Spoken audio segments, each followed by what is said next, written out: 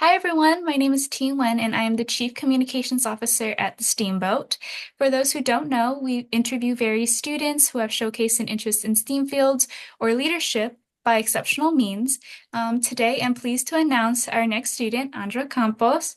Before we get started, I want to introduce Andra a little bit. She's the founder and CEO of two growing organizations, Project Connect Forum and the Solace for Outdoor Workers on Instagram.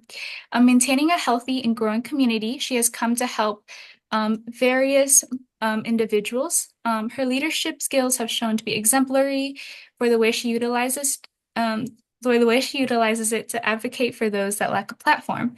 And now I kind of just want to hear a little bit from you, Andra, and can you just give us a little bit of introduction from you? I'm Andra. I'm in 11th grade currently, going to 12th, so I'm a rising senior.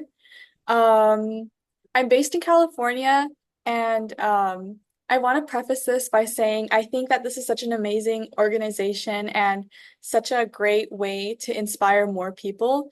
I'm all about sort of encouraging people to take on their own tasks and organizations and make change the way they see fit. And I think that the best way to do that is show them that anybody can do it. I watched so many YouTube videos of so many people who started their own organizations before, so I'm really happy to sort of continue that cycle and hopefully help other students. That sounds great, Andra. You sound like such an inspiration. You sound like such a sweet soul. Um, so now I'm wondering, like, what are your aspirations for the future? Like, what do you want to be?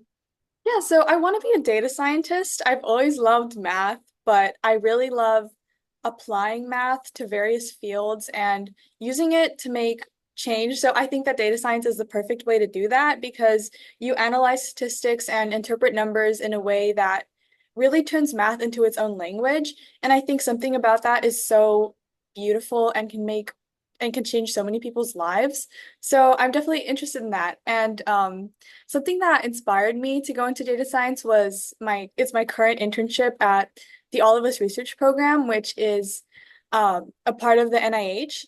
So they are working on increasing healthcare data for underrepresented communities such as Latinos, people of color, etc. And so ever since I realized how impactful data could be on people's lives, I realized that I wanted to be a part of that change. That sounds great, Andra. I think that our future generations definitely need leaders like you to help inspire them and help make that change for the future. Thank you. So now moving forward, can you give us some background about your organization, um, and just a little bit about your mission statements, like when did it start and etc. Would you like me to talk about Project Connect or Solus in a specific order or just both? I think it's up to preference, up to you, whichever one you're more comfortable with. So I'll start with Solus since I did that one first. Like I mentioned, my internship really inspired me, and I did research on outdoor workers and how they were more likely to experience skin cancer cases such as melanoma. And I didn't really find that many organizations doing anything about it. And so I decided to take that into my own hands. And that really stemmed from my internship. My internship showed me that I was capable of making change, even though even my most supportive family members were like, you can't start a nonprofit. We don't know anybody who could do that. I learned that if I put my mind to it, I could, and so I did. And ever since then, I realized that I really could make a change no matter what. So I decided to create Project Connect, which is a website to help students get extracurricular activities in any field of interest that they have. And so I realized that I wanted to create that opportunity to inspire others to know and recognize that they too can make change no matter what circumstances that they might be in. That sounds great, Andra. I'm really glad to hear about like how you kind of beat those like allegations that like, oh, like you can't do this, like it's not possible. I think within our society, that's definitely something that's definitely very prominent, especially within youths that like a lot of people believe that we're incompetent, which is far from the truth. And I'm really glad that you were able to help beat those negative thoughts around you. So that sounds great. So like why did you revolve around this particular passion? Like, could have chosen anything else, but like, why particularly outdoor workers? Yeah, I just want to branch off a little bit about what I said previously. I'm also first gen, so I want people to know that like no matter where what your background is, if you know people in the field or not, you can do anything you put your mind to. I have nobody in my family that went to college or really understood how the US school system sort of worked. So besides that, I was able to go and find my own resources through YouTube, Google, things like that. So don't be afraid to look into it and put yourself out there. But to answer your question, I chose outdoor workers because my internship, I was doing just research in general on what populations were underrepresented in healthcare. And so at first, I was really lost in my internship. I was like, I had no idea how to do research. It was my first internship ever. And so I was just looking around, and then I remembered that I had a great grandma who died of melanoma. And so that was something I was interested in doing a little bit more research about. And so after I did more research on melanoma, I looked at underrepresented communities who might be at a higher risk. And I found that that was outdoor workers who are most of the time Latino or people of color. So that was something that I definitely thought was interesting. And I didn't see any other organizations, like getting resources to them, spreading more awareness about this topic or things like that. So I decided to take matters into my own hands. That sounds great, Anja. So, when starting your organization, because I know it definitely was not easy, like tell me about your journey about it. Like, how did you gain members? Like, what were some challenges that like occurred when you were initiating your organization? Yeah, so I think one of the biggest challenges was, first of all, filing for an actual nonprofit status. I was so lost on that. And then also gaining team members. It's a little bit easier when you have already established a base of maybe 500 followers or something, but when you're first starting out, that's really difficult. But once I had two team members, which I know is a very small group, who I recognized were very dedicated. As a leader, I learned to utilize their skills to benefit the organization. So leadership is really just about taking each of your team members and seeing what they're best at and turning it into something that can move your idea forward. So I recognized one of my team members was better at creating videos, so I had her do that. And then the other one was better at doing graphics and, doing the layout for our social media posts. So I had them both work their own separate tasks to help us gain members. And so ever since I was able to utilize what they were best at, we were able to grow. And then after that, we were able to establish a bigger team, and then more people just started applying and things like that. Um, and so for filing for 501(c)(3) to become an official organization, what we did was we got a fiscal sponsorship from the Hat Club. And I'm sure that they have sponsored many organizations, especially youth-led. So if you're interested in starting a nonprofit, definitely look more into that route. That sounds great. That sounds like a great tip for some for students out there that also might be a little confused on that aspect. Because I definitely know that process is not the most easiest nor like the most um out there resource for students to find. So that's a really great tip for those students. So can you tell us like what has been your biggest accomplishments within your organization so far? I would say that would probably be okay. Well, within Solus, it would be our chapters. I think that by starting clubs at different schools, we were able to expand our reach and just spread awareness internationally, which was really amazing because it really just started out as this club nonprofit idea that I had started in California. And so to see it grow to so many more places and even other countries was amazing. And then with Project Connect, to see that we have helped so many students get extracurriculars and have over 400 extracurricular opportunities on our website is really amazing because I think if that was something I would have had my freshman year, that would have been so helpful and I could have started so much sooner. So yeah. I definitely agree. Yeah, resources are definitely really hard to find, especially if you're a first gen student. So I definitely understand that. Um, But it's great that like you've taken something you struggled with and be able to like utilize it to turn it into a resources for other students, which I think is really great. Not only that, but you're also impacting like not only student lives, but like hundreds of like workers' lives and other nonprofit organizations. And I think that's amazing. Um, so moving forward, like in the future, like what are you hoping to happen with your organizations? Like how are you hoping for them to grow? Do you have like particular plans for them at all?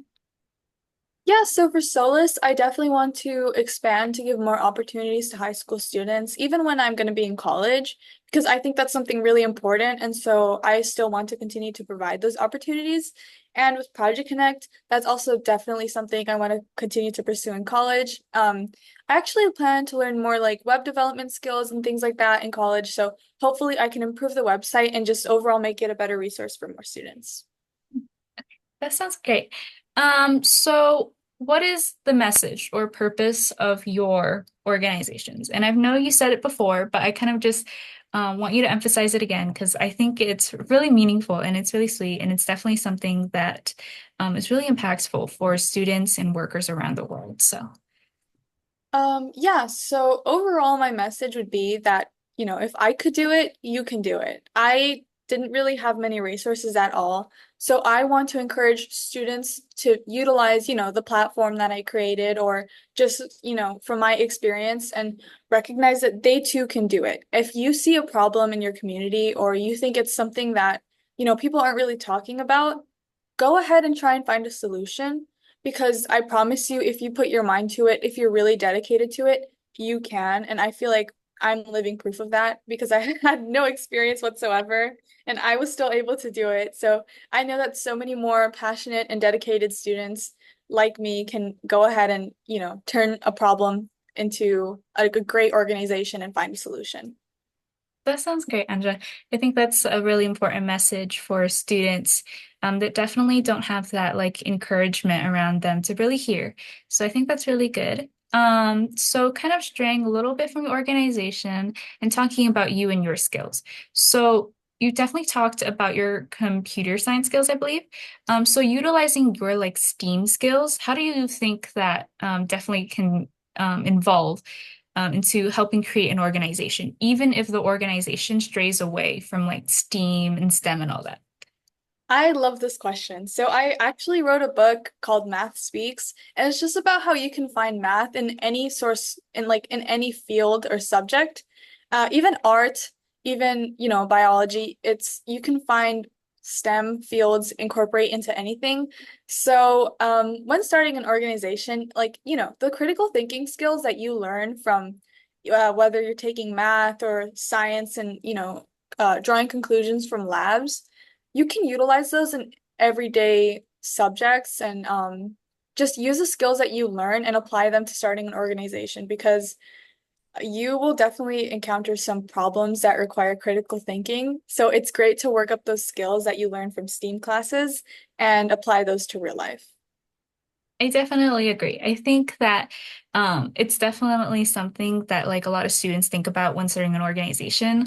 It's definitely hard because like when your heart says one thing but it strays away from your future aspirations, it's kind of hard like, oh, do I go for it or not? So it's always hard, but I think that you saying that is definitely really important. So are there any like particular extracurriculars you are engaged in outside of your organizations that help like build your skills for this? Because I definitely know you mentioned that internship a little while ago, so I kind of just want you to talk about that a little bit. Yeah, so, take every opportunity that you possibly can, I would say. Because even now that I've established my nonprofit and my website, I'm still taking on new opportunities. Like I'm doing research here at NYU. It's called GSTEM. So if any people who are listening and are interested in doing research in STEM, it's a great opportunity. You could also get a data science scholarship, which is about $6,000, and it covers your tuition to also take a data science course here. And it's been great because I get to do research on a unique field. It's on computer science, but it's on a field in computer science that I didn't even know I knew nothing about previously. So it's really about expanding your horizons and just never limiting yourself, even if you feel like you've accomplished more than you thought you could, you can keep going. I also took on a public youth council role in California that I'm going to start soon, which I'm really excited for because I'm really interested in improving healthcare and public health through things like computer science and like unique aspects in that sense. So don't limit yourself to don't limit your thinking as to saying, "Oh, I've already accomplished this, I'm done." The job is never finished and you can always keep learning. I definitely agree. I feel like no matter how much you learn, I feel like there's always more out Yeah. there that you don't know, So I think that's really important. So between balancing your life as a CEO and like being a student, I know that it's not easy. So how do you balance between those two? Are there any tips at all? So I would say do what you love and it'll be so much easier. Starting a nonprofit definitely is so time consuming and it does seep into my personal life and my student life. But because I love the topic that I'm working on and I'm so passionate about it, I don't mind spending the time to do that at all. And I would do it in my free time, like respond to messages or assign tasks to my team because it just felt like something I was so passionate about and I want to keep working on, and that will continue to push you and also allow you to take on other things, such as, being a student. I'm sure that a lot of people are taking tons of APs. So many people at this program took like 6 or 7 APs, and I was like, you're crazy. But you could definitely do it if you're doing something you love and you're willing to dedicate your free time to that. I definitely agree. I think it makes it a lot easier when it comes to things that you love. You never want to be forced into doing things that you don't love. It just gets tiring over time, and it just like there's no pursuit, and it feels like there's no reward at the end of the day. So I think it's always really important that when starting a nonprofit, it's definitely something you're passionate about, and you're not doing it just for to build on to a college resume, I think. So I know you've mentioned like so many tips like prior to this, but now I kind of just want you to kind of like collectively like add all your tips together and like give us like a little overall consensus about like what you would give advice to like to all the students around the world about starting their own organization and overall just kind of just pursuing what they want in life and within the STEAM fields. Yeah, so I just really want to reiterate the theme of never giving up. Don't limit yourself. If you think you've accomplished more than you ever could, that's amazing, but you can always keep going. And don't keep a limited mindset. Always be open to new opportunities. For example, I always loved math, and then I took honors biology because it was an honors class, and I turned out to love biology. And because of that, I took on my internship for healthcare data, and I would have never taken that if I never expanded my horizons. And also, take your hardships and things that really bring you down and turn them into your biggest motivators. Whether it's being a first gen student or just having financial hardships or things like that, take your situation and try to recognize that you can do better and improve and do your best to do that. Because if you recognize that you can make a change and you're really dedicated to it, you can always accomplish more than you think. Okay, that sounds great, Andra. Thank you. So, wrapping up this interview, I just want to say thank you, Andra. You and your exemplary leadership skills have been amazing. I think that the way you utilize your skills to help advocate for those that don't have a platform is really inspirational to those. And being someone that's experienced your leadership firsthand, I think it's really great to have someone like you knowing that you will be stepping into the future with us. You were really truly a leader and an inspiration, and I hope that students can hear your message and kind of take your experience into account and apply it to their lives, knowing that like you shouldn't let these particular circumstances stop you from achieving what you want in life. So I just want to thank you for that. Yeah, so finally, for that, I just want to again thank you for the student interviews project at the Steamboat. And I just want to say that if you're interested in getting interviewed by our team, be sure to check out the form shared in the description. We are always looking for interested students. We interview anyone between the ages of 14 and 22, but we'll always make exceptions for grad students who are doing amazing work. We hope to see you back here next Monday for our next installment. So thank you so much, Andra, for joining us today. And do you have anything else to say at all? Yeah, I just want to say thank you. This experience has been lovely. Being interviewed by you has been so nice. So, thank you for giving me the platform to sort of inspire other people and hopefully encourage them to expand past their barriers. Well, thank you so much, Andra. And we'll see you guys back here next time on next Monday for our next installment.